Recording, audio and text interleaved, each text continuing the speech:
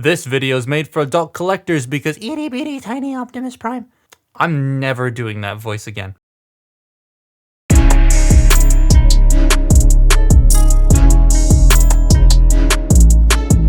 So, Rise of the Beast merch is still a thing, and honestly, I'm here for it. I enjoyed the movie, and the toys were all cool, so naturally, I'd be drawn to these. These are the I believe it's Blokees. These are the Blokees kits, and you get a lot with these for the $14 they charge for these on their site. Like, that's kind of nuts. They sent over all of the Rise of the Beast kits, which you can check out linked below. They also carry G1 stuff on their site, and if you want a good video of those, go check out T-Fan pages. Go to his channel and look at that. Microsoft, stop telling me I need an update. But here we have Mirage, Arcee, Prime, Primal, Other Primal, Bumblebee, and Scourge. And for that $14, you get kits that require no tools, come with LEDs, and the batteries included. They come with display bases, blast effects for those display bases, accessories with loads of optional hands. That's kind of a lot for the money. But are they actually good? Well, starting with Mirage, because he's the first one I made, it's actually sick. The only accurate Mirage till we get the 3-0 and the YOLO Park ones, but this one is very nice. I do love the silver. The proportions are pretty spot on for it being built around a weird oversized Lego torso thing. The silver and metallic blue go hard. I dig the fact that these are pre-done. I don't have to paint it. And he has a super nice head sculpt, which if you give it a smack on the top of the head, he lights up. So do all of them. He also comes with a selection of hands and his like gun hand thing, which you gotta tear the arm off to put on. I find it takes a little bit of like wiggling to get the joint out because sometimes it comes out at the wrong spot and it's a bit weird. Arcee is pretty fine. I think her head is a bit too big, but that's due to how the LEDs work, which I would say is fine until you activate them and you see it shines right through the top of her head. I think that has to do with like the plastic color and materials used to make the head, because she's the only one where the light is stronger than the color of the plastic. The rest of her is pretty good though. The feet are so small that they don't actually fit into the pegs on the bases, so they include a flight stand for her so she can attach to the bases. I like that. And the feet being small does not mean she can't stand. She stands perfectly fine. She also comes with her guns that replace her hands. I wish there was a little bit more detail on them, but for 14 bucks, what are you gonna do? You can also take the wheels off her back and plug them into her ankles so she can do the whole wheeljack thing from the film. That's neat. Now though, we get on to the cooler figures. And Robot Primal. Robot Primal is my least favorite because he's just so bland. There's no color breakup or interesting shapes. He's just there. He exists. Have a nice day. The green LED is cool though. I like how it comes through on the chest. The fur texture on the limbs and the back is also nicely well done too, but a lot of it is just screaming for me to actually get in there and paint it, which I guess is part of the point. These are model kits. He does come with weapons though, 2 swords. He's also got an extra face and extra hands so that he can hold them separately, the swords and together. The other Primal though is much cooler with the glowing eyes and mouth and a bunch of cool optional hands, though he needs the display base to stand with the open hands on, otherwise he's just gonna fall over. This one also has a bland color scheme, but I don't know, it kind of works a bit more as a gorilla rather than a robot, so it's just weird, but it looks better here. I also quite like how expressive this dude is. The hands and the range of the joints is pretty good, though the head is a bit limited, but I'll talk about that later. Now we get into the 3 best ones: Prime,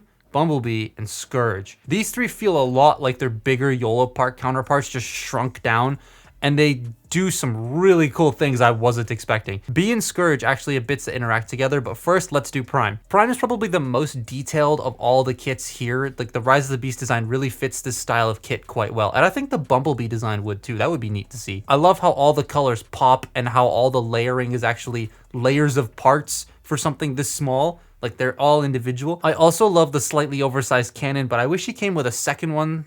But again, $14. You can also open his chest up and see a light in there. It's weirdly placed like below where the Matrix would be, but hey, there's a light in there. His eyes aren't that bright though. But now on to the 2 best in my opinion, Scourge and Bee. Building Bumblebee reminded me a lot of making the YOLO Park one because of how they handle putting the armor on. Everything just sort of hugs the limbs and stays on, minus the side parts at the wrong angle, they can just come off. But he looks good. Proportions are a little bit strange due to the Lego Man style torso body thing on the inside. And the eyes aren't as bright because there's like a blue insert over top of them, which I thought was a bit strange. But I really love how the wings can like close up to form the doors like they do in the film. He's either got like full doors or like 4 separate pieces on his back, and you can do that here. Scourge though is the most impressive one here. I'm not a fan of how the entire neck lights up because it looks strange, but that's like my only issue. It does have concept art neck and concept art shoulders, but the cool thing is that you get the option to change the shoulder pads around to be film accurate. I love how they included both options. It feels like sort of a last minute thing because they didn't do anything to fix the neck, but I still at least like that. If you didn't like the weird flary outy shoulder pads, you can put the film ones on and they have the badges on them. He does also have his blade, which can be removed. It's a bit difficult, but it's on a ball joint. You can remove it and swap it for this smaller, different one that can then plug into Bumblebee's torso, and now he's getting stabbed. There's also a little orange one that goes on the back of Bumblebee, so it looks like his ignited his blade while stabbing him. Bumblebee comes with 2 torsos for this, a regular and one with a hole in it, but you have to swap them out and take all the bits off of Bumblebee's front to put them on. So I leave the one with the hole in it in his chest because it doesn't bother me. But again, I like how the options are there. And that's why I think Bumblebee and Scourge are the better of the two. And build-wise, they're simple enough. No tools or glue needed, which is nice. They take like 10 to 15 minutes to put together and could make for some pretty good paint projects. Not to mention, they just make great desk toys. Like Optimus lives on my desk. And they all come with bases and blast effects to go on those bases. And the bases can connect together to make a large platform. Though it's like missing one, which makes me kind of wish there was a wheeljack to complete the Autobot team here. So their posing is pretty much all the same, but the one that's probably the easiest to demonstrate it on is Scourge because of how he's built. He just has like the most average amount of range on all the joints because the range of the joints does change between each figure, and I'll show that off in a second. And then we have Monkey here who's different. But you have Scourge, his head's on a ball joint. He can do all sorts of things. He can look up that far, he can look down that far. And on Scourge, his little chainmail neck thing can like move separately. You also have the side-to-side tilt. The shoulders, most of the robots have shifting shoulders, so you can shift them down and up. They can go out about that far. You do have a little bicep rotation. There we go. And then forearm rotation. The wrists are usually on ball joints. Well, actually, they're all on ball joints on all of them. You do have a waist rotation. I've activated the lights. There we go. The hips can go forward that far. They can go back that far. They can go in and out. You have above the knee rotation. 90 degrees of bend at the knee, and the ankles can go down, they can go up, and he does have pivot, and then his armor on the front can move. So he's probably the most like posable of the bunch, Scourge. His claws also open, and this whole thing can rotate separately, so that's cool. Now, Gorilla. This thing, the head is extremely limited. It can pretty much only look that far left and right, but it can look up and down, which is nice, and the mouth can open, which is also illuminated. I love that. Shoulders can rotate, they can go in and out.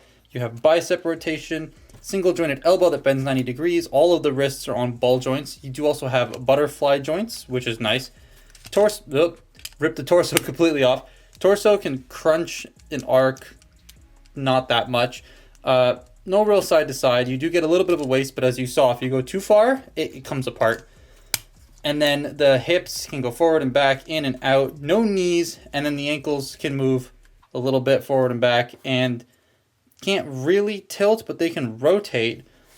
So he's pretty all right, but like he can do gorilla poses. That's what he needs to do. Prime is the first one we get into where he has some limitations in the legs. The arms are pretty much the same as Scourge, and same with the head and the waist, but the hips can only go forward that far and back that far due to how his hip skirts are designed. They can go out all the way though. You do have the thigh rotation again, but his knees only bend that far, below 90 degrees. And it's because of all the different armor layering that they did here. On Scourge, his legs are just like 2 pieces sandwiched together. On Prime, all of this armor is separate parts because it's all different colors. And because of that, it has to stick out a little bit, and so it bumps into the thigh when you're bending the leg. So that's where he's got his limitations. Primal has some strange limitations in the shoulders because they're shifting, right? But they only go out that far. That's it, because the shoulder pads can't really move out of the way because they bump into the forearm armor. If you move the forearms a bit, bend the shoulders in, you can get a little bit more out, but not a lot. That, and one thing to note, there are these little caps you have to put into the joints here for the knees. I forgot, apparently, to put this one in and then threw the sprue away in the recycling. So there's a reason for that, because they just come out. So please make sure you do not forget those caps, because then the knees will come out. That's not a toy fault. That's my fault. I forgot. So yeah, in the end, I like them a lot, especially for the price. You get LEDs for $14, which is a very good value for money, I feel. And with the amount of extra hands, the bases, the effects, the posing, They're all pretty good, even the bland Primal. If you could only get a couple though, I would recommend Bumblebee, Scourge, Mirage, or Prime. The rest are nice, but just not as good as those 4. But that's my look at the Blokees Rise of the Beast figures. Follow me on Twitter and Instagram, and I will see you next time. Bye-bye.